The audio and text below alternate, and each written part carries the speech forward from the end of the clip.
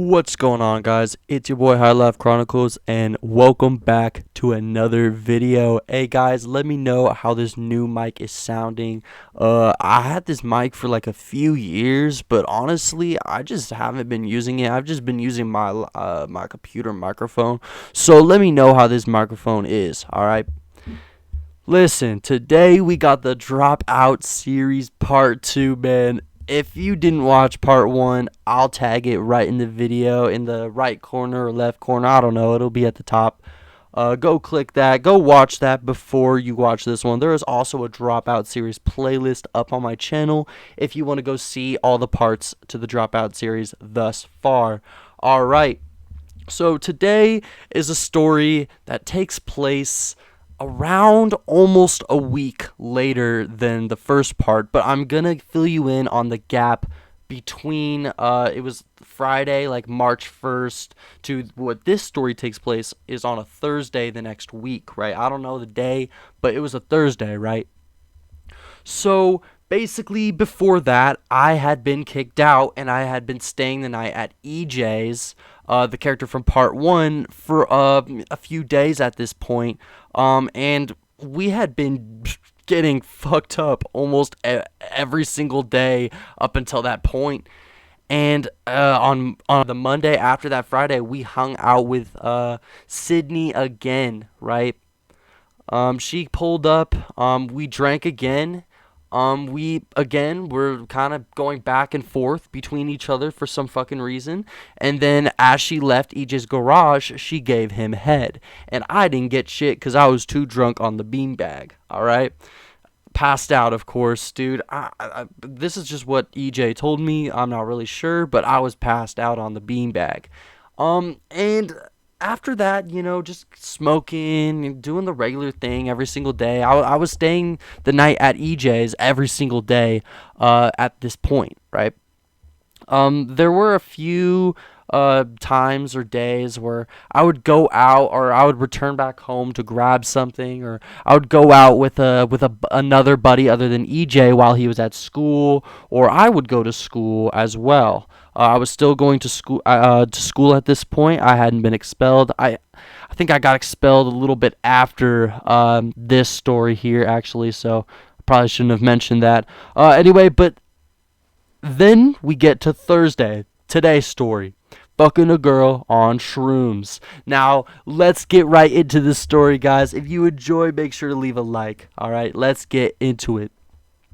So basically, it was another, normal day at EJ's, right? We had planned to do shrooms on Thursday night. I had school the next morning, and I knew that, right? But I didn't really fucking care because I was kicked out, to be honest, right? So I'm still at EJ's. I remember, I think I took a shower or something. I get out and EJ has the shrooms in his hand that he bought from the plug, right?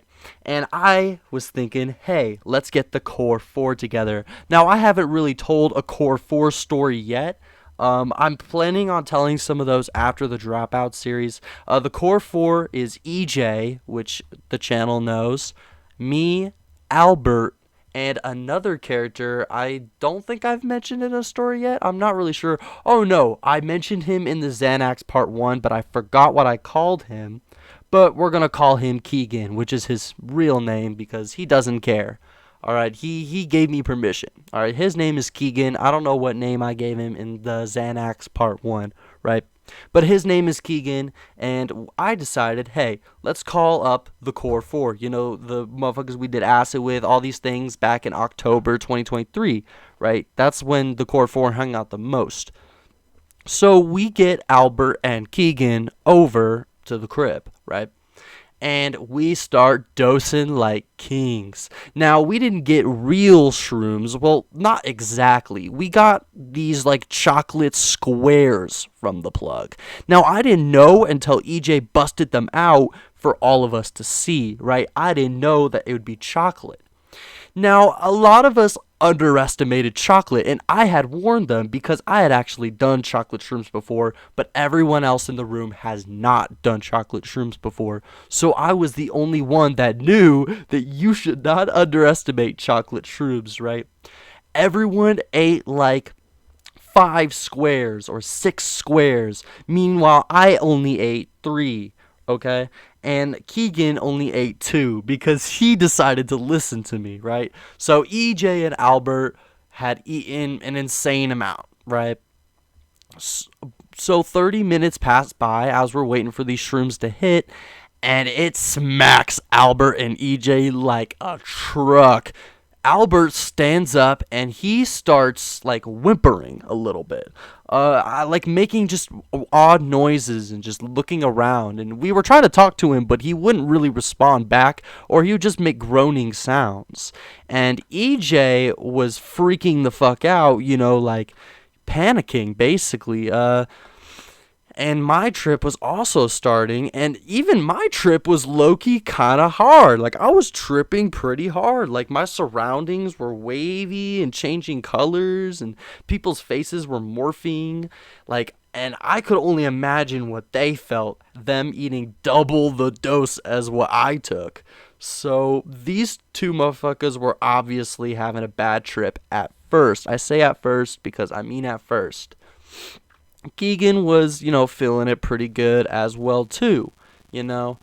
And then I get this notification on my phone, after as like all this is happening. This girl hits me up and she's like, "Hey," like, it was like a girl I was like I barely knew, like I was just snapping with like from time to time, and she just randomly hits me up. She's like, "Hey, you're cute. Do you want to hang out?" And I was like, I'm kicked out. I'm trying to get some pussy, bruh. Let's get it, right? That's what I was saying, right?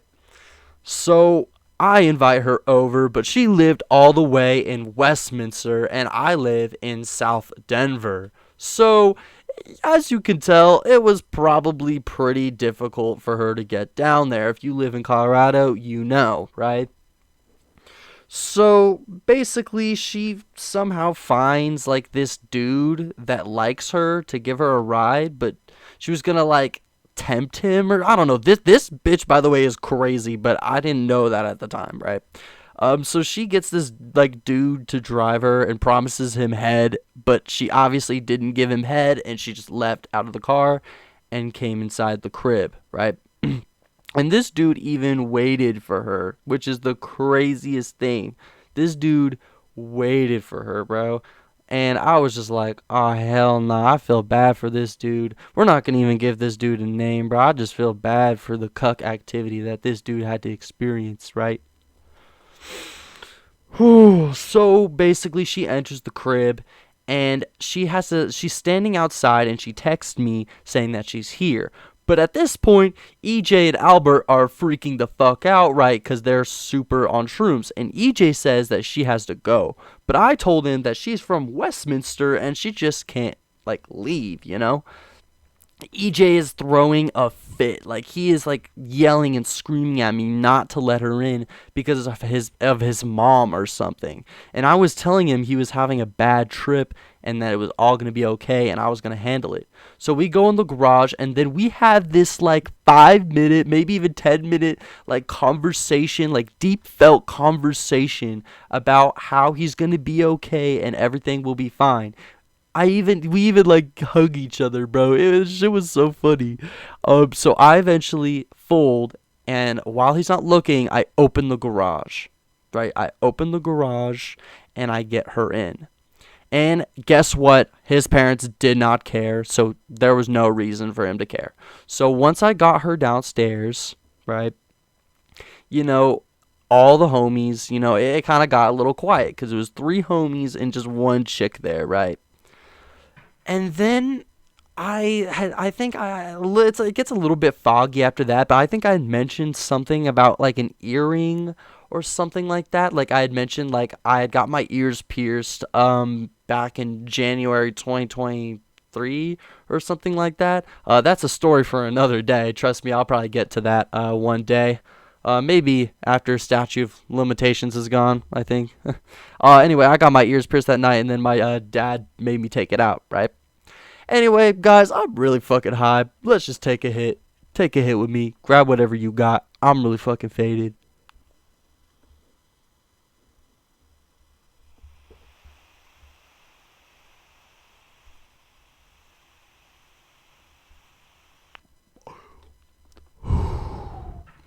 Yes, sir. All right, took a blinker right then. We ain't gonna cough, trust. Anyway, so yeah, I got my ears pierced like around like a month and like a couple months in a year before this incident. So I had mentioned that, and this girl, we're gonna call her, I don't know, we're gonna call her Sierra. I guess we're gonna call her Sierra. So Sierra had basically mentioned that she wanted to pierce my ear with a thumbtack. And Albert really liked this idea.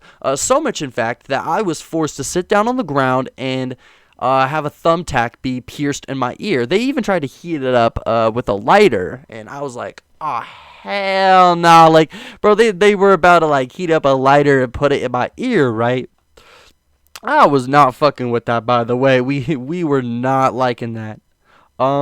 So after they try to put this thumbtack in my ear, I finally fold and I let them put the thumbtack in my ear without, I didn't let them heat it up though. Albert gets it in and they pierce it, but then when they try to get the earring in, it doesn't go in, and Albert fucked up and he had started piercing it downwards. So basically, there was a downward hole in my ear, and the piercing would look like towards the like downward. So I instantly took that shit out and let it seal, and it actually healed pretty good. And I'll probably get my ears pierced, for real, soon, right? Oh man. Anyway, after that fiasco, I was starting to have like a little bit of a bad trip. That shit low-key ruined my spirit. I'm not gonna lie. After that, all I wanted was some pussy, and that's actually what I got because of my bravery. I'd gone to the bathroom or something, and then as I came out, the bitch just like kind of walked over to me, and then we just started like making out in the hallway, and we actually did this multiple times as I went to the bathroom. And eventually, Albert, EJ, and Keegan had left to go to the gas station on a walk. And during that time, me and Sierra, well, we we fucked. We fucked. I don't remember where because I was tripping pretty hard, but we fucked, and that shit was crazy on shrooms. Like holy shit, that's one of the best like fucks I've ever had. I'ma be real. Anyway, after that, she had got picked up by that dude because that dude is actually the same guy that took Keegan, EJ, and Albert to the gas station, right? That is the same dude that took them to the gas station. So after that, they came back. We smoked a blunt. Sierra left. And we finished out our trip on a good note, and a little bonus story while Sierra was still there. We were trying to play music and, just watch something. But EJ would not let us move off the couch. He wouldn't let us play music, and he wouldn't turn on the TV because the world was scary, was his quote. Yeah, he was not in the most sane mind. This is the most insane, I've ever seen this dude ever in my life. And definitely the most fucked up, except for that one time that he did, like 0.4 of Molly or whatever, and he saw the devil or something. Yeah, so that was probably also the other time he was the most fucked up, but this was definitely a close second. Anyway, guys, if you enjoyed that story, make sure to leave a like, subscribe, and comment your favorite sandwich or something. Mine is Subway with Italian herb, turkey, fucking olives, pickles, pepper jack cheese, and mayo. Come on, get that shit. That's the best fucking sandwich. Swear to God, you gotta try it. Anyway, make sure to hit whatever you got in your hand, your joint, your bong, your dabs, your cart, your blunt, whatever you got in your hand. Take a hit of that shit with me right now, gang. And,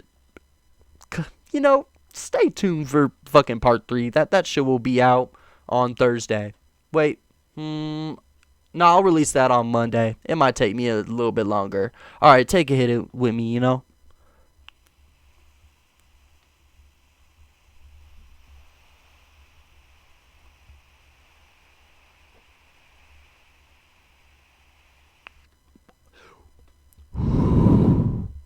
Alright, peace out, gang.